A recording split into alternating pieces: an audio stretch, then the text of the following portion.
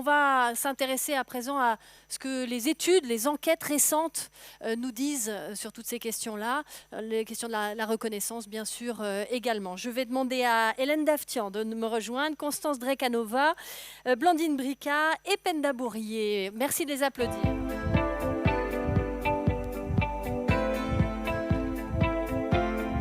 Bonjour à toutes les quatre. Je vous laisse prendre un micro. Voilà, installez-vous. Merci beaucoup pour les verres. Voilà, l'équipe de la pause brindille. Merci à vous. Je vais faire un tour de table déjà pour vous présenter toutes les quatre et puis on va voir quelles paroles recueillies, pour quels enjeux, qu'est-ce qu'on sait, qu'est-ce que vous avez appris des différents entretiens que vous avez pu réaliser avec les jeunes aidants, qu'est-ce que vous avez appris de leur vie.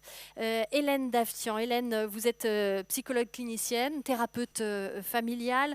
Votre travail est orienté depuis très longtemps. On aurait pu les citer, je pense que Sébastien aurait pu les citer, tu as fait une petite parenthèse. Sur le travail que vous faites sur l'entourage familial, les fratries de personnes notamment atteintes de troubles psychiques, donc en particulier l'accompagnement des frères et sœurs et des enfants. Vous avez d'ailleurs rédigé une thèse sur les fratries. Et puis je signale également que vous êtes coordinatrice d'un réseau qui s'appelle le réseau Étincelle, qui rassemble des acteurs belges, français et suisses sur la thématique des jeunes proches et jeunes proches et parentalité en psychiatrie. Voilà, on est vraiment sur l'environnement de la psychiatrie. Merci beaucoup d'être avec nous. Constance Drekanova, je fais dans l'ordre de mes fiches. Hein, donc là, hop, on saute Penda, désolée pour l'instant. Donc Constance, chargée de prévention à l'association Addiction France aujourd'hui. Constance, tu as rejoint l'équipe de la pause brindille, c'était en 2021, pour effectuer un stage de recherche. Tu étais en master 2 et tu as rédigé un mémoire sur les jeunes aidants qui s'appelle « La mise en récit de l'expérience des jeunes aidants, un enjeu de recherche et d'accompagnement ». Un mémoire passionnant, vraiment très bien fait. Je l'ai là d'ailleurs, pour ceux qui veulent jeter un œil, il est là. On va en parler, bien sûr, de tout cela. Tu as interrogé 18 anciens jeunes aidants. Je pose un peu le cadre et la méthodologie. Beaucoup plus de femmes que d'hommes. On va peut-être en parler aussi de ce sujet-là. Avec des profils qui touchaient à peu près tout type d'aidants. Des aidants de mamans, de parents. Oui, tout à fait. Tout à fait. Oui. C'était mon approche, c'est que je voulais pas me spécialiser sur une pathologie en particulier et un proche en particulier. Donc j'ai eu aussi bien des récits de personnes qui accompagnaient leur mère, leur père, leurs frères, leurs sœurs et atteintes de cancer, de maladies dégénératives, en situation d'addiction aussi ou de handicap physique. Très bien, merci beaucoup. À côté de toi, à ta gauche, Blandine Brica, autrice spécialisée sur le handicap, sur les questions de handicap et des danses en particulier. Autrice notamment d'un livre qui vous sera offert après l'événement pour ceux qui sont en présentiel, qui vous sera offert et que vous nous dédicacerez tout à l'heure, si vous le voulez bien. Des paroles presque ordinaires, presque entre parenthèses, récit de jeunes aidants, qui est sorti récemment, en 2023, là, en septembre, là, il y a quelques semaines, impulsé par la Massif, avec qui vous avez déjà publié 4 ouvrages sur les aidants. Donc celui-ci est consacré aux jeunes aidants, c'est vraiment sa particularité. La méthodologie, c'est que vous avez rencontré plusieurs jeunes aidants aussi, à Bordeaux, à Mulhouse, un peu partout en France, hein, des frères, des sœurs, essentiellement, des enfants aussi. Oui. Frères, sœurs, enfants. Non, pas d'enfants. Pas d'enfants, hein. Je crois que c'était frères, sœurs uniquement. Parents, oui, pardon. Parents, oui, aussi. Enfin, enfants de parents handicapés ou malades. Enfants de parents, oui, c'est ça. On regardera dans le livre. Donc, des entretiens individuels avec chacun de ces jeunes. Vous allez nous dire un petit peu ce qu'ils ont accepté de vous dire, de vous livrer. Ces jeunes qui, généralement, ont tendance à rester assez discrets. Et je termine avec vous, Penda Bourrier. Je termine avec vous parce que vous êtes chef de projet innovation sociale en charge de l'engagement aidant à la Massif. On en a parlé un petit peu tout à l'heure. La Massif qui vient de publier une enquête réalisée par le Crédoc sur les danses, avec des entretiens de jeunes aidants. C'est vraiment une énorme enquête. Je crois qu'il y a 3000 jeunes. Vous avez un micro? Il fonctionne? Oui. 3000 jeunes de 16 à 25 ans, c'est ça, qui ont été... Tout à fait. Donc 3000 jeunes de manière générale. Et dans ces jeunes, 580 anciens jeunes aidants et 500 jeunes aidants actuels. Avec l'objectif d'identifier les besoins, mais aussi, et j'ai trouvé ça intéressant, vous nous en parlerez tout à l'heure, d'identifier des profils de jeunes aidants. C'est vrai que ce sont des données qu'on a peu, et là vous allez nous dire un petit peu quels sont les profils que cette enquête a permis de mettre à jour. Je voudrais... Pour commencer, vous posez cette question. On sait que les jeunes aidants ont des difficultés à parler, les associations le constatent. Ils ont du mal à parler de leur situation, mais aussi à demander de l'aide. C'est régulier. Est-ce que ça transparaît dans vos entretiens à tous? De quelle manière et comment vous expliquez ce silence? Est-ce que, Blandine, vous voulez nous en parler en premier? Je vous laisse la parole. Ok. Donc moi, ce que je vais raconter, ça se base uniquement sur les 6 entretiens que j'ai pu faire à l'occasion du livre Des paroles presque ordinaires. Je ne prétends pas à la scientificité au-delà de ces 6 entretiens, mais je pense quand même néanmoins que ces 6 entretiens sont assez révélateurs de ce que peuvent être justement les difficultés de ces jeunes à s'exprimer. Alors moi, j'ai repéré 5 cercles de silence ou de paroles empêchées. Le premier cercle de silence, ce serait soi-même. En fait, si les jeunes ont du mal à parler de ce qu'ils vivent, c'est qu'ils ne sont pas toujours conscients que ce qu'ils vivent s'écarte d'une norme et qu'ils peuvent en éprouver de la difficulté, du mal-être ou de la souffrance. Et je vais appuyer à chaque fois mes propos sur quelques citations. Et là, je vais citer Amélia qui dit « J'ai grandi avec mon frère comme ça. C'était tout à fait normal. C'était mon grand frère. Je ne me suis jamais dit que c'était lourd. En tout cas, je ne m'en souviens pas. Ce n'est qu'au moment où je suis allée dormir chez des amis que je me suis rendu compte que je ne vivais pas de la même façon qu'eux. Chez eux, il n'y avait pas à faire le ménage direct quand on rentre ou à préparer à manger. C'est avec les stages cinéma-répit de l'association Jade, il y a 4 ans, que je me suis rendu compte que j'ai des rewans tous les jours et que ce n'était pas tout à fait normal d'aider son frère comme ça. Donc pour qu'il y ait parole, il faut d'abord qu'il y ait prise de conscience et pour ça, il faut qu'il y ait un ailleurs hors de la maison et un ailleurs attentif, prêt à écouter. Deuxième cercle, j'ai compris qu'il fallait aller assez vite. Le deuxième cercle, c'est la famille proche, ceux avec qui les jeunes partagent cette expérience et cette responsabilité, les autres membres de la fratrie, les parents, avec qui, là encore, il n'y a pas nécessairement de mots échangés pour parler de ce qu'ils vivent ensemble. Et ce, pour pas mal de raisons. La peur d'être un poids supplémentaire pour ces parents qui sont déjà suffisamment préoccupés par l'enfant considéré comme plus fragile. Là, c'est Eva qui l'exprime très bien. J'ai tendance à m'effacer et à m'oublier pour ne pas être un poids.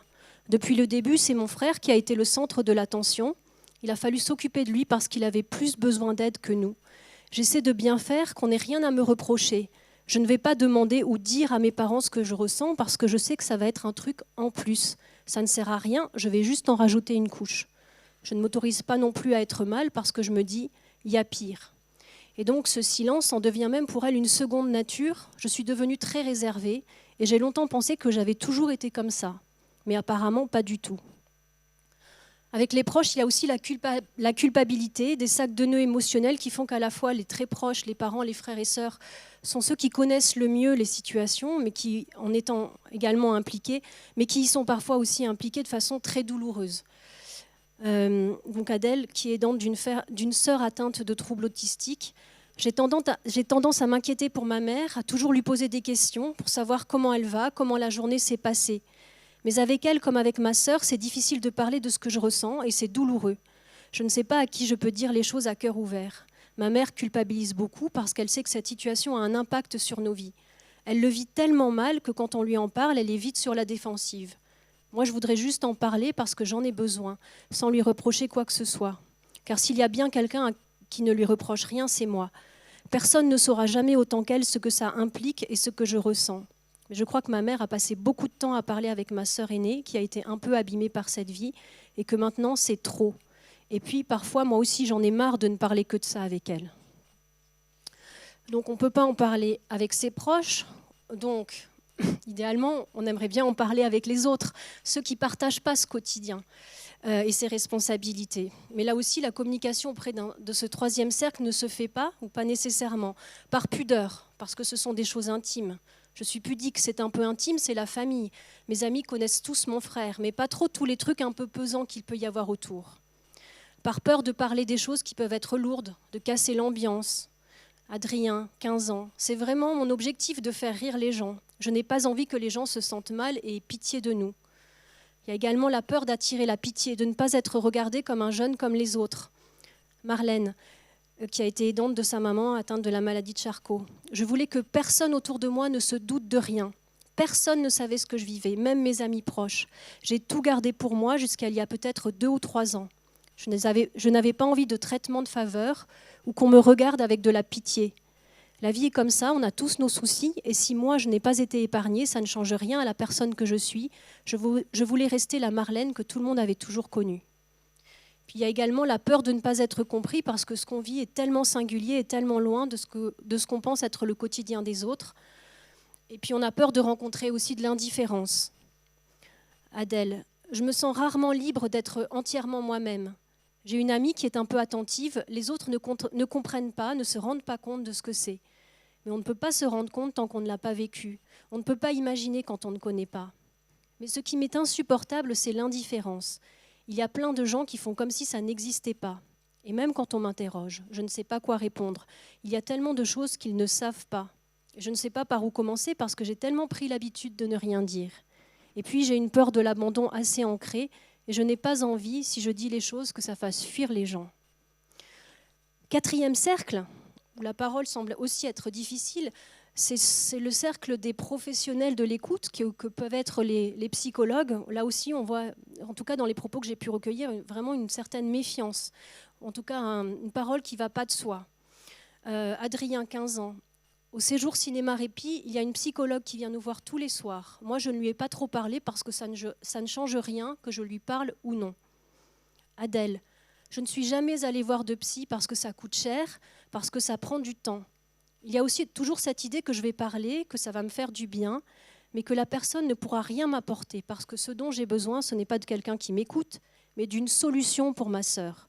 Je sais pourquoi je ne vais pas bien et tant que ça ne sera pas réglé, je n'irai pas bien.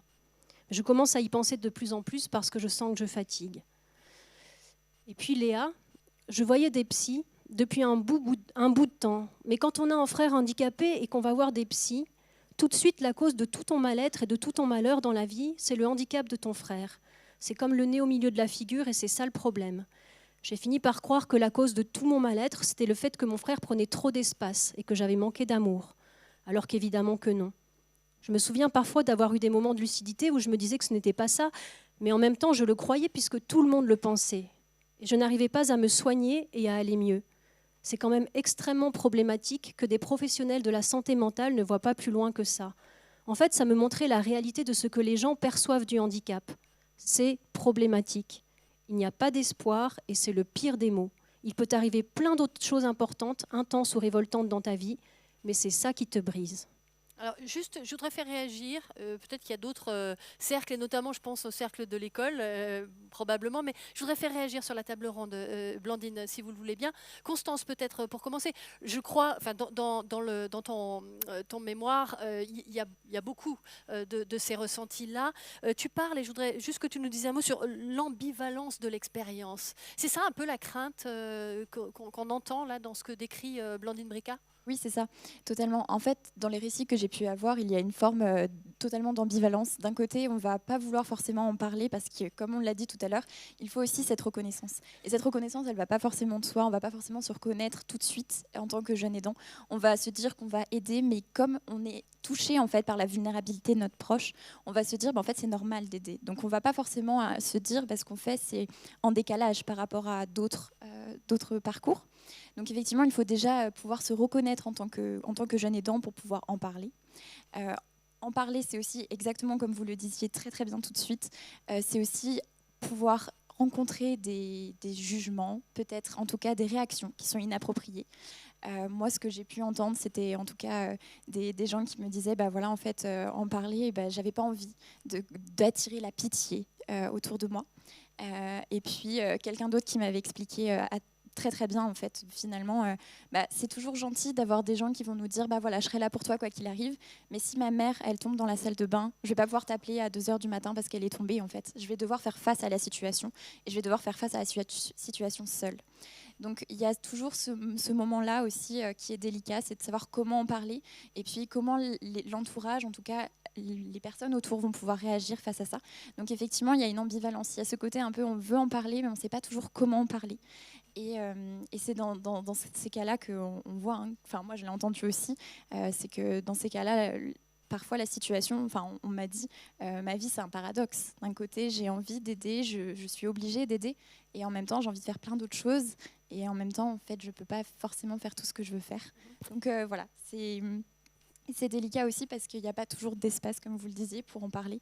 Donc voilà ce que je pourrais dire vis-à-vis de ça. Espace de confiance notamment. Hélène Daftian, cette crainte du regard des autres, du jugement aussi, je pense qu'elle est particulièrement présente dans le domaine de la psychiatrie pour les jeunes aidants qui accompagnent un parent malade. Comment vous l'expliquez ? Je pense qu'elle est particulière peut-être dans le champ de la psychiatrie parce que celui qui est malade, parfois, ne se reconnaît pas malade. Donc comment je vais me reconnaître jeune aidant de quelqu'un qui ne se reconnaît pas malade ou qui est vraiment dans le déni de ses troubles. Donc là, je dirais, il y a une double invisibilité. Et donc, de quelle place je peux parler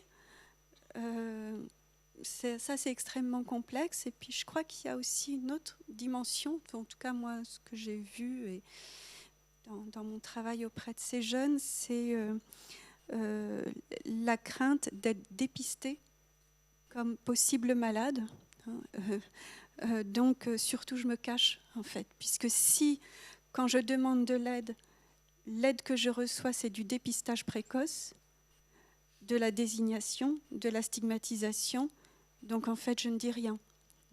Et ce qui est très problématique, parce que du coup, ce sont des jeunes, moi j'aimais bien aussi cette expression « t'inquiète, je gère », c'est des jeunes qui vont faire « t'inquiète, je gère » et puis qui vont craquer. Ce sont des jeunes aussi, en particulier dans la psychiatrie, je pense, mais vous allez pouvoir nous le confirmer, qui sont peu pris en compte dans l'écosystème. C'est des jeunes qui n'existent pas dans la psychiatrie adulte. Bon, on connaît. Alors, je pense que ce qui est intéressant, moi j'ai beaucoup aimé parce qu'en fait, on voit aussi que cette notion apparaît au moment où nos systèmes de santé sont fragiles. Et évidemment, la psychiatrie, la notion d'aidant en psychiatrie, moi ça fait 25 ans que je travaille dans ce champ. On ne parlait absolument pas d'aidants, même d'aidants adultes, il y a 25 ans. C'est des notions que l'on construit. Donc je pense que la solidarité familiale, elle a existé de tout temps, bien avant qu'on utilise ce terme d'aidant. Donc je crois que ça c'est important. Et du coup, en psychiatrie, moi je milite beaucoup pour que, par exemple, au moment de la sortie du retour à domicile d'un parent, ou d'un frère ou d'une sœur, il y a une pédagogie qui soit faite à l'enfant qui est à côté et à qui on ne dit rien. Je pense que c'est pas forcément, et j'ai trouvé intéressant, c'est pas forcément, on va pas dire à tous ces jeunes d'aller consulter un psy, et c'est un psy qui le dit. Donc je crois qu'il y aurait une injonction très toxique en fait, des injonctions comme ça. Par contre, je pense que c'est des jeunes qui ont droit à être reconnus dans leur présence et droit à une pédagogie. Mais alors là, c'est un autre truc parce qu'il va falloir qu'on forme les psychiatres d'adultes à parler aux enfants. Et ben, c'est pas leur métier. Donc moi, je comprends aussi que pour eux, vu l'état de la psychiatrie, ils n'ont pas envie de traiter cette question actuellement. Donc il y a une question, je pense aussi, de questions de santé publique, de prévention publique et de coûts. Penda, qu'est-ce que dans l'enquête Crédoc Massif, qu'est-ce qui ressort des demandes finalement des jeunes aidants en particulier? Est-ce qu'ils attendent de nous qu'on leur pose la question? Est-ce qu'ils attendent de nous qu'on leur présente un dispositif, un psy? Est-ce que il est dit quelque chose sur leurs attentes? ce qui est vraiment ressorti, c'est ce qu'ils attendent le plus, c'est de pouvoir parler à des pairs, finalement. De pouvoir parler avec des gens qui ont déjà cette expérience, qui ont déjà eu cette expérience. Alors, c'est quelque chose qu'on voit souvent pour avoir travaillé en milieu étudiant, c'est faire par les jeunes, pour les jeunes, forcément. D'une part, pour libérer cette parole qui permet aussi de se sentir moins seul quand on a vécu ces choses-là, mais aussi pour se donner des tips au quotidien sur des petites choses de la vie quotidienne qui fait qu'on est jeune, qu'on reste jeune avant tout, avant d'être jeune aidant.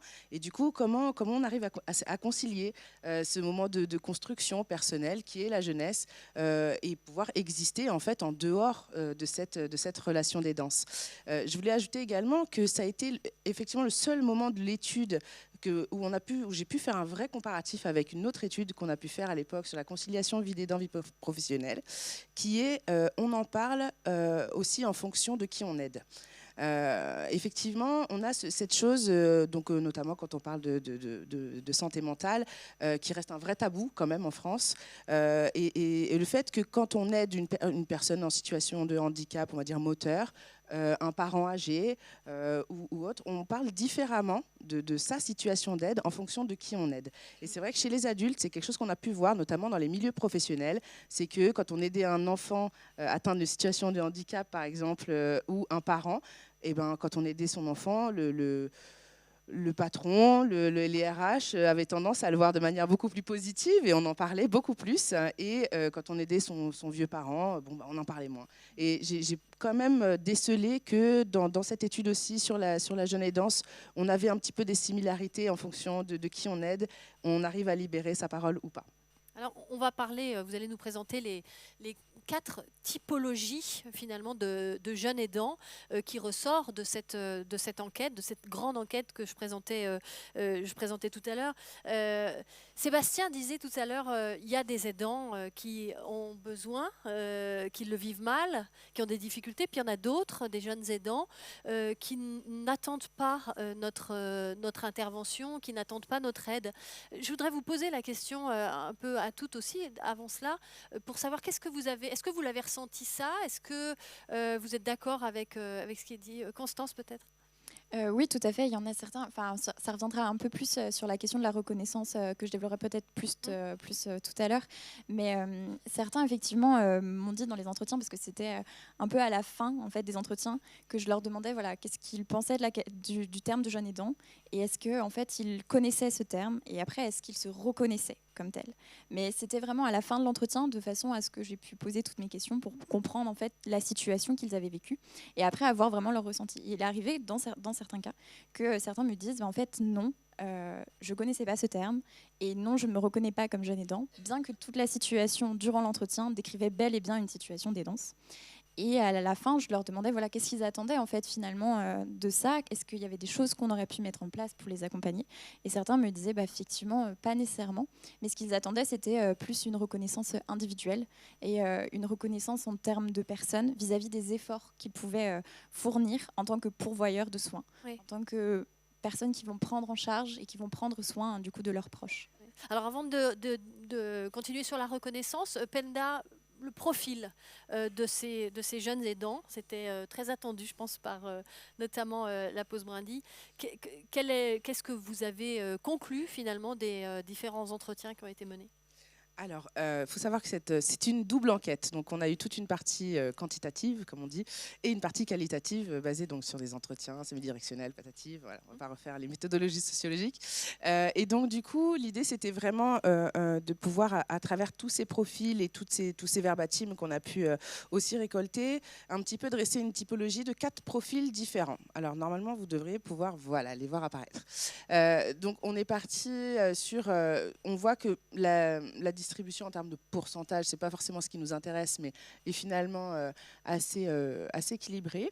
Mais on a des personnes, donc les submergés, qui sont très lourdement impactées. Je pense qu'on peut passer à la slide suivante tout de suite. Juste peut-être préciser que c'est sur les jeunes de 16 à 25 ans. Tout à fait. Alors voilà, il faut le dire aussi, c'est vrai qu'il y a un choix de cible, donc de 16 à 25 ans, qui vient aussi impacter différents résultats, puisqu'on a un pourcentage élevé de jeunes du coup qui travaillent.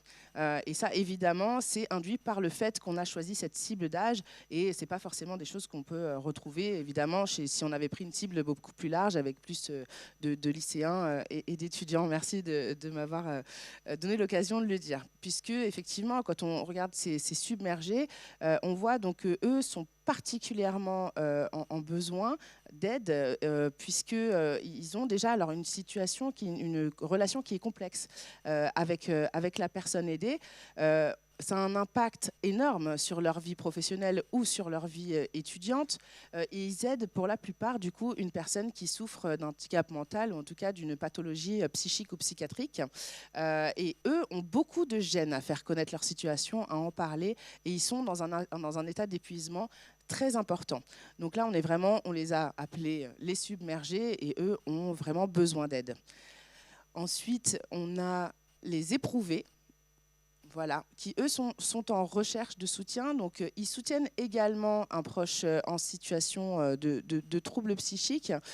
Pour autant, eux, ils sont quand même en recherche d'aide. C'est-à-dire que sur les premiers, on avait vraiment des personnes qui pensent que l'aide est inutile, voire peut-être même dangereuse, parce que on peut mettre, ça convient pas du tout à leur situation.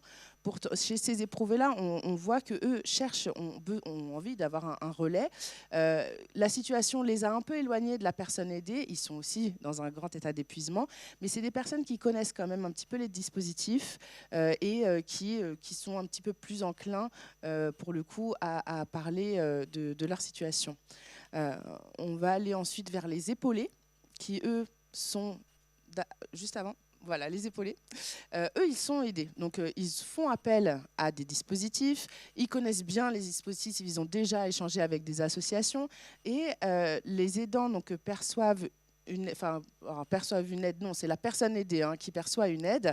Et l'aidant, le jeune aidant, la perçoit comme utile. Ce qui là va être différent des deux premiers profils où eux pensent que vraiment l'aide extérieure peut... elle est souhaitée, mais elle est compliquée. Là, pour le coup, eux se sentent de se faire aider. Et chez eux, on est sur 63% d'hommes dans notre échantillon, ce qui montre aussi qu'il y a une implication un peu distanciée quand même. Justement, ça fait la transition vers nos distanciés. Donc ces aidants, ces jeunes aidants qui finalement, eux, vont plutôt aider un grand-parent. Alors oui, juste pour dire, juste avant sur les épaulés, eux accompagnent des personnes en situation de handicap moteur, troubles liés à l'addiction également. Donc on voit, voilà, sur les deux premiers, on n'est plus sur des troubles psychiques, psychiatriques, et plus on va vers une distance, et plus on est sur différents types d'aides. Et donc sur les distanciés, pour finir, eux aident plus leurs grands-parents. Donc on est sur des personnes, des jeunes qui vont accompagner peut-être plusieurs fois par semaine, faire du soutien moral, qui vont aider peut-être papy, mamie à faire les courses. Donc il faut aussi voir que ce type d'aide est très très bien vu par la société. Donc eux n'ont pas de mal à en parler, c'est hyper valorisant, voilà, et ça n'a pas forcément d'impact sur leur vie sociale. Alors ils peuvent être plus jeunes souvent, et effectivement, voilà, ils jugent que la relation justement presque a été même améliorée avec la personne aidée, et du coup eux ont vraiment aucune gêne à en parler, voire même demandent à en parler pour pouvoir peut-être attirer un petit peu le regard, donner plus de visibilité sur la jeune aidance. Et justement, c'est ça qui est assez intéressant, c'est de voir que les premiers qui sont vraiment complètement submergés ne veulent pas en parler. Les derniers, par contre, qui ne peuvent pas en parler. Ne peuvent pas en parler, et qui, eux, par contre, qui sont assez distancés. On les a appelés les facilitateurs, justement parce que grâce à eux, peut-être on va pouvoir donner plus de visibilité à cette thématique. Merci beaucoup Penda pour cette présentation. Moi, ce que je retiens aussi, c'est que les plus fragiles sont souvent des aidants psy. On le dit peut-être pas suffisamment, mais ça ressort très bien de ces quatre profils. Il y a un chiffre qui n'est pas là, mais qui existe dans l'étude, c'est que 96 ou 98% considèrent qu'il y a des impacts sur leur vie étudiante. L'aidance a des impacts sur leur vie étudiante, et c'est 96 et 98% pour les deux premières catégories. J'ai une réaction sur le chat d'Élise qui dit c'est intéressant aussi de voir que 28% des jeunes vivent bien l'aidance. Ce que disait tout à l'heure Sébastien, on pourrait penser que tous le vivent mal. Il y a donc 28-27% les distanciés qui le vivent bien. Voilà dans les commentaires que j'ai. N'hésitez pas à laisser des commentaires sur les réseaux sociaux. Vous êtes les bienvenus et notamment les jeunes qui nous suivent. Alors, j'ai une question de maman aussi. Comment savoir si l'enfant a besoin de parler ? Tiens, peut-être que c'est une question pour vous. Comment savoir s'il le vit bien ou pas aussi ? C'est aussi des questions qui arrivent du chat. C'est souvent des questions assez énigmatiques. Et donc, les enfants, ils parlent souvent... oui, ils nous posent des énigmes. Moi, la façon dont je questionne les enfants, c'est très phénoménologique, en fait. C'est pas la question du diagnostic, c'est à quoi tu comprends que ta maman va pas bien en ce moment.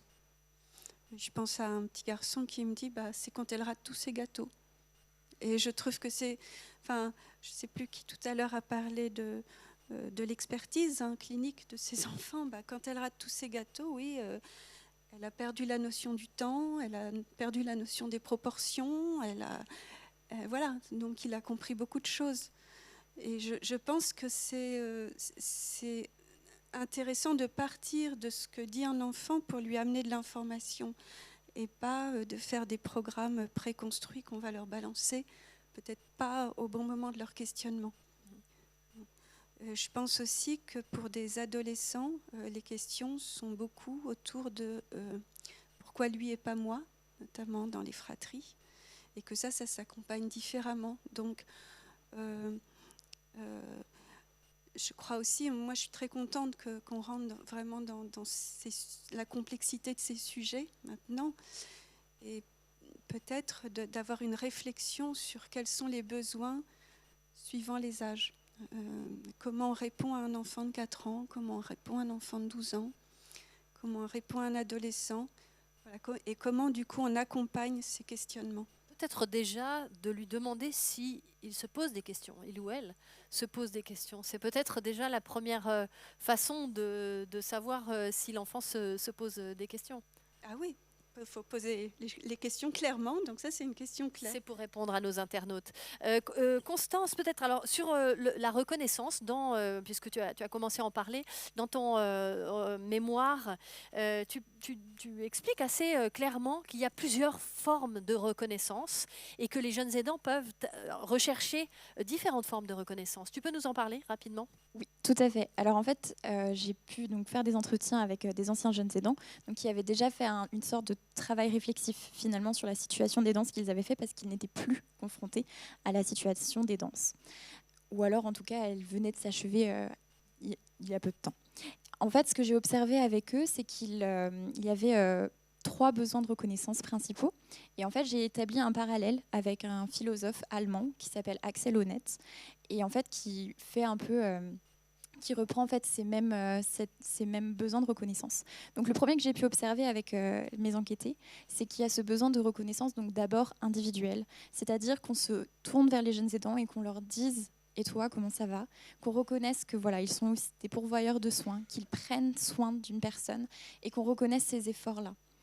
Il y a ensuite ce besoin de reconnaissance qui est ensuite au niveau d'un groupe, de créer en fait une sorte de communauté. Et c'est ce que fait effectivement la pause brindille en prenant les brins de partage typiquement, en prenant en fait des temps où, comme vous le disiez tout à l'heure, il faut pouvoir parler avec des pairs. Parce qu'en fait, les jeunes aidants, comme on l'a dit aussi tout à l'heure, ils sont très isolés. Ils parlent peu de leur situation, ou alors quand ils la vivent souvent en silence. Et donc le fait de pouvoir créer une communauté, eh bien, ça va pouvoir leur permettre en fait de rencontrer d'autres personnes qui vivent la même chose qu'eux. Et bien en fait, ils vont se sentir soutenus.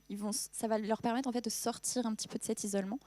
Donc c'était le deuxième besoin de reconnaissance. Et le troisième, qui est arrivé en dernier recours, enfin c'était le dernier besoin de reconnaissance qui était évoqué dans mes entretiens, c'était ce besoin de reconnaissance statutaire. Donc avec une étiquette de jeune aidant et qui puisse donner accès à des droits et donc par exemple des aides au niveau du répit. C'est important en fait de retenir cet ordre-là de priorité parce que en fait finalement on pourrait s'orienter vers une forme de systématisation de normaliser en tout cas le terme de jeune aidant. Mais en fait, il faisait débat dans mes entretiens. Et j'ai pu voir que certains me disaient en fait c'est super, ça permet d'avoir un mot, on sait ce qu'on fait, ça permet de ne pas rester dans le flou, comme j'ai pu l'entendre plusieurs fois. D'autres me disaient, en fait, c'est très intéressant, mais en même temps, en fait, je ne me reconnais pas dans cette catégorie. Et donc, c'est pour ça que vis-à-vis de cette étiquette-là, les personnes qui sont concernées restent quand même assez prudentes et donc me disent, en fait, ils ont ce besoin, en tout cas en dernière instance. Et le premier besoin de reconnaissance dont ils ont besoin, c'est vraiment cette reconnaissance individuelle des efforts qu'ils mettent en place pour accompagner leurs proches.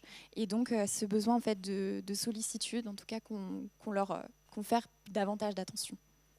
Blandine, justement, cette reconnaissance, vous nous avez parlé tout à l'heure de la situation avec l'école, avec le milieu scolaire. Je pense que cette reconnaissance, est-ce qu'il l'exprime aussi vis-à-vis du milieu scolaire? Qu'est-ce que vous retenez des entretiens?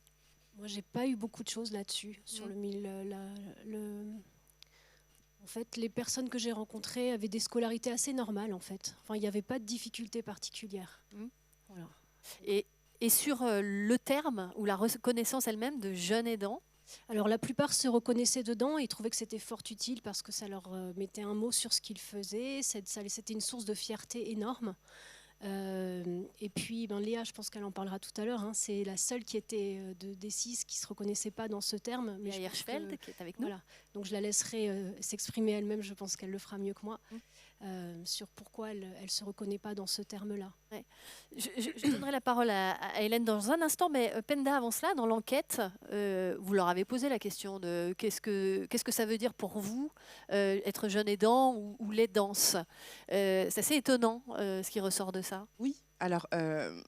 Donc nous, on a posé la question, c'était le premier niveau d'interrogation, donc sur les jeunes aidants, c'est auprès des 3000 jeunes. Donc c'était déjà, qu'est-ce que c'est que pour vous un aidant? Alors pour eux, c'était plutôt de l'ordre du bénévolat, de la solidarité, la conscientisation, en fait, finalement, dans la représentation collective de l'aidant, c'était pas forcément quelque chose qui était lié à aider une personne qui va être en situation de perte d'autonomie liée à l'âge ou handicap, à la maladie. C'était vraiment un acte de solidarité, quelque chose auquel on participait. Alors, pas professionnel, bénévole, mais quelque chose auquel on participait volontiers, de donner secours, donner de l'aide. Mais ce n'était pas forcément lié à la situation de la personne aidée. Pour autant, quand on passait chez les personnes qui sont de fait des jeunes aidants, là, à plus de 60%, ils étaient OK avec la définition de l'aidance. Mais on est quand même sur quelque chose qui est assez étonnant, puisque quand on sait aujourd'hui, et puis notamment que ça a été relayé par le collectif Je t'aide, que 47% des personnes en France se connaissent de manière générale le mot aidant, là on s'est retrouvé chez les jeunes avec plus de 70% qui ne connaissaient pas du tout le terme aidant. Donc on s'est dit, il y a un sacré boulot à faire quand même. Voilà. Après, sur les idées de terminologie, c'est vrai qu'on s'est posé la question, hein, vous le verrez dans toute l'enquête, est-ce qu'on dit jeune aidant, proche aidant, jeune proche aidant, pour nous, en plus avec notre cible, jeune adulte aidant. Alors, la question de la terminologie, déjà, il faut savoir que même chez les aidants adultes, la question, elle se pose à chaque fois. Et en plus, les gens nous disent, mais pourquoi vous dites aidant? Parce que franchement, on ne se reconnaît pas, ils ne se reconnaissent pas. Oui, bon, c'est bon, en fait, la loi dit que c'est des aidants, on va peut-être... se poser un petit peu et puis dire les termes qu'il faut pour qu'au moins, comme on disait, faire avancer l'idée, alors statut ou pas statut, mais en tout cas c'est important d'être droit avec ça pour que justement on puisse avoir des droits un moment. Hélène Daftiran, justement cette question de terminologie, elle est importante aussi pour la reconnaissance en psychiatrie notamment. Quelles sont les difficultés que vous relevez ? Je ne sais pas par quel bout prendre le problème, parce que je pense que si on parle de jeune aidance et de peut-être des côtés positifs de la jeune aidance, il faut aussi qu'on parle des limites de la jeune aidance. J'ai trop de situations de jeunes qui vont beaucoup trop loin et qui mettent en danger leur santé psychique. Voilà, donc, et ça, c'est-à-dire que je trouve qu'on n'en parle pas en fait, et donc jusqu'où on va demander à ces jeunes de compenser l'état de notre système de santé. Je pense qu'il y a des questions éthiques qui émergent maintenant et qu'il faut qu'on se pose. À nos jeunes qui sont souvent mineurs rappelons-le. Oui, rappelons que le travail est interdit pour des mineurs et que certains remplacent presque un professionnel. Donc je crois que là, il y a quand même à travailler sur la question des limites de l'aidance et peut-être de relire un peu ce qui se passe, sur la question des droits des enfants, de la Convention internationale des droits des enfants, dont la France est signataire, pour voir un peu si on est dans les clous. Je ne crois pas qu'on soit tout à fait dans les clous. Voilà. Quelle est l'importance pour vous de cette reconnaissance? Quels sont les enjeux derrière? Je crois que c'est important, il y a des enjeux de santé. Hein. Oui, il y a des enjeux donc on a un ministère de la Santé qui s'appelle maintenant ministère de la Santé et de la Prévention. On n'est pas très fort en France sur la prévention, on sait gérer des crises. Je pense que là, peut-être avec l'entrée jeune aidant, on peut peut-être arrêter de gérer des crises. On peut peut-être être là dans des moments où ils ont besoin. Et donc, c'est peut-être ça, la reconnaissance, pour moi, c'est aussi prévenir. Voilà. Prévenir pour eux, vous voulez dire? Oui, sur la santé psychique des jeunes aidants? Oui, prévenir, c'est-à-dire reconnaître que vivre avec une personne qui a des troubles psychiatriques H24 à domicile, ça n'est pas évident. Là, par exemple, pendant la période Covid, moi, j'ai eu en ligne des jeunes confinés avec une personne qui avait des troubles psychiatriques sévères et à qui on n'a rien dit. C'est comme si c'était banal. Donc, à quel moment je vais parler de moi si on me dit que c'est normal ce que je vis, hein? Donc là, je pense qu'il y a une vraie question sur, d'une part, les limites de l'ambulatoire. Parce que là, on va très très loin dans l'ambulatoire. Hein. Les textes en psychiatrie disent le domicile doit devenir la règle, l'hôpital l'exception. Donc c'est clair, ça fait faire des économies. Mais moi, là où je pose un cri d'alarme, ça n'est pas à des mineurs de porter le poids de nos économies. Voilà. Merci beaucoup pour ce cri d'alarme. Une question avant de terminer cet échange, parce que ça va très vite, le temps passe très vite, et j'ai promis que j'essaierai de tenir les timings. Y a-t-il des impacts négatifs sur la scolarité des jeunes aidants? Absence, déconcentration, ou au contraire des impacts positifs? Qui veut répondre à cette question? Est-ce que Penda, dans l'enquête massive, il est dit quelque chose? Oui. Alors, effectivement, il y a des impacts négatifs en termes d'absence, hein, tout simplement. Beaucoup qui ont dû prendre un petit boulot à côté. Donc, on a un chiffre à 24% de décrochage scolaire, un peu plus d'une trentaine de pourcents de réorientation au niveau des études.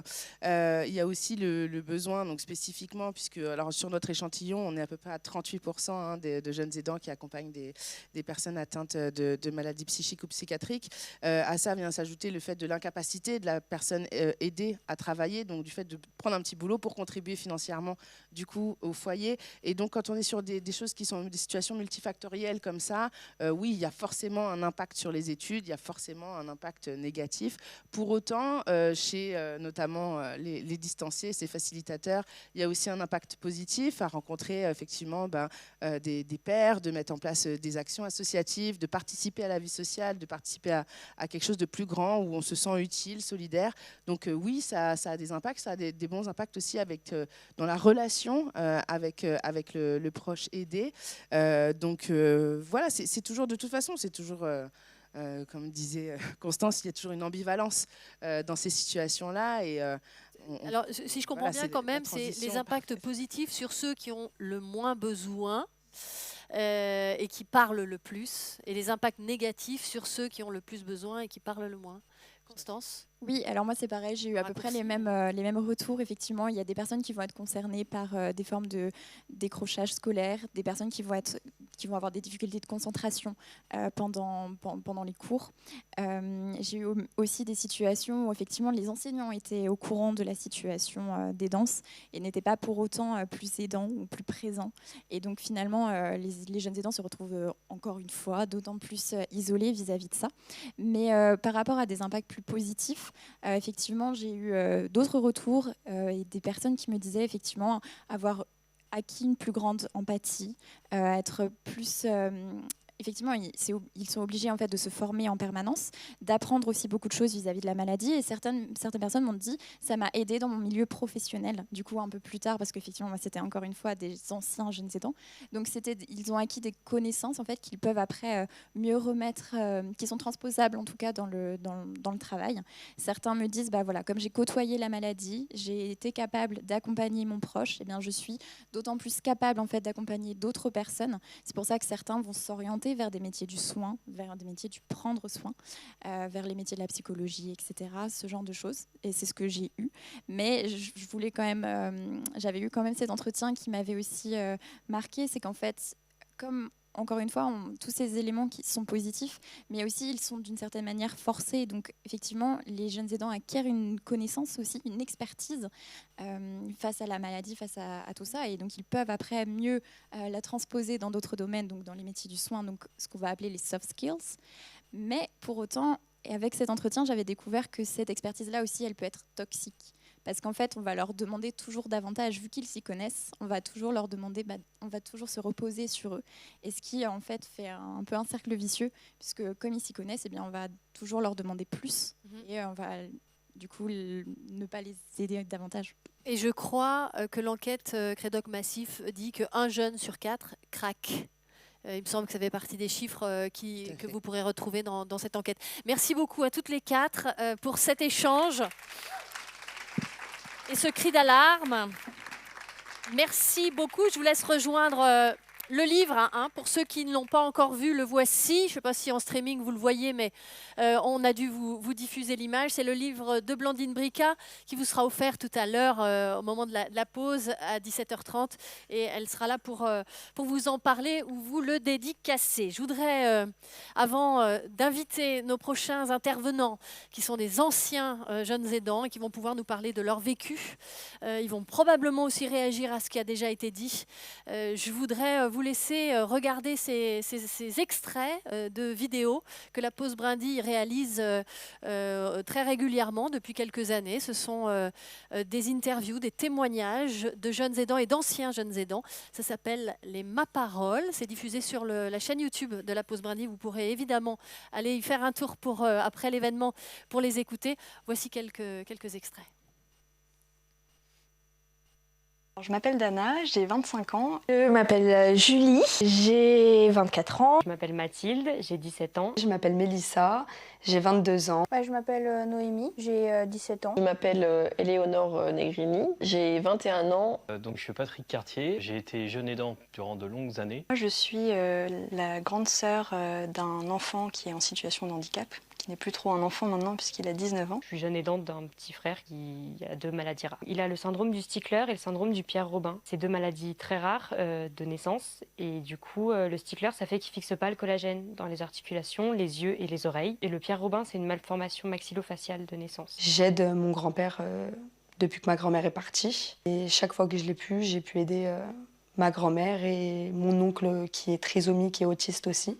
Quand j'ai commencé à aider ma grand-mère, donc elle est tombée malade, donc elle a eu une démence génératrice. C'est mon petit frère dont je suis jeune aidante, c'est parce qu'il est autiste. Quand il était tout petit, il n'avait pas encore son diagnostic autiste, mais seulement hyperactif. Donc j'étais avec une maman qui était tout le temps dépressive. Alors forcément dans les premières années on ne s'en rend pas compte. Elle était souvent triste mais présente tout de même. J'étais jeune aidant de mes parents. Depuis tout petit, donc d'à peu près l'âge de 7 ans, donc de mes 2 parents, de mon père et de ma mère, jusqu'à 2003, et puis après de ma mère uniquement, jusqu'à décembre dernier. Et de mes 8 jusqu'à mes 10 ans, j'ai été jeune aidante de mon papa qui avait un cancer du lymphome. Il est né avec une malformation, il a été diagnostiqué avec de l'autisme, donc ce qui fait qu'il a un handicap mental qui est très conséquent. J'ai une petite sœur qui est épileptique, qui a une épilepsie pharmacorésistante depuis ses 13 mois et elle a 19 ans maintenant. Elle est très bien occupée de moi, malgré ses embûches et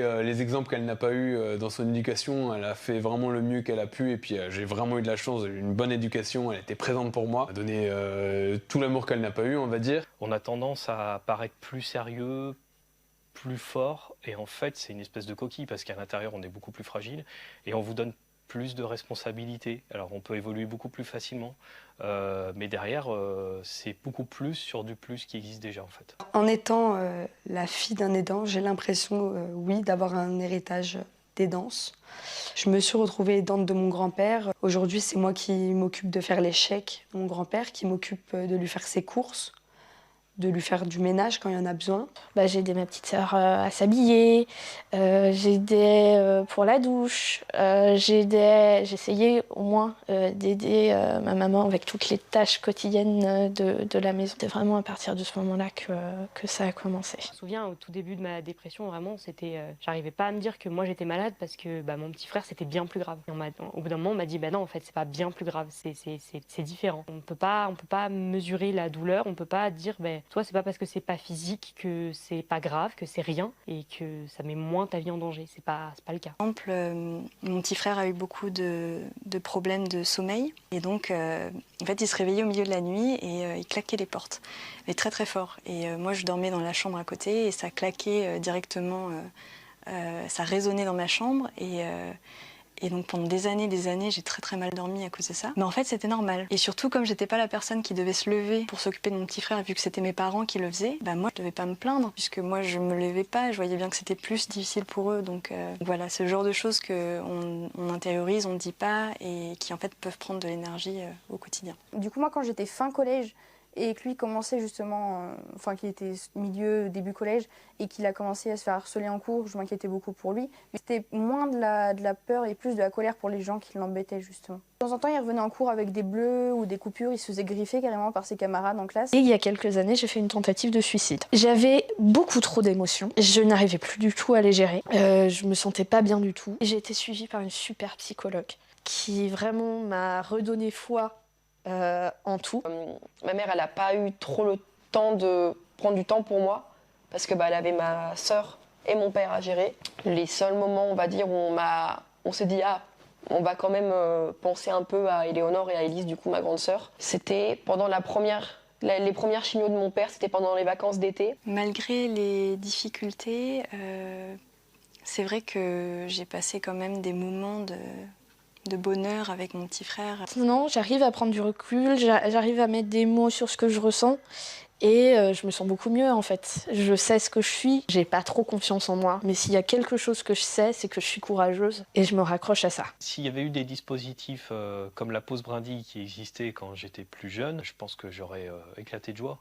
Je me serais senti soutenu, enfin. Je pense que c'est ce qu'il y a de plus important, d'être soutenu, de ne pas se sentir seul. Parce que dans ces moments difficiles, même à la vie adulte, on se sent seul et on est vraiment quelque part seul. Et là, avec des dispositifs comme la pause brindille, on est un peu comme dans une communauté, c'est très important, l'appartenance. Et on a une sensation qu'enfin, on n'est plus seul et on va pouvoir vivre enfin sa vie de jeune adulte.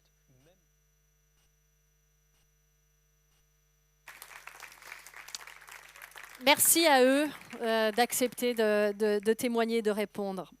Et je voulais juste vous lire un commentaire de Christelle. Impact au pluriel, aussi sur la scolarité, les rencontres amoureuses, la sexualité, le choix du territoire de vie, de métier, etc., etc., etc. Merci beaucoup Christelle pour cette remarque.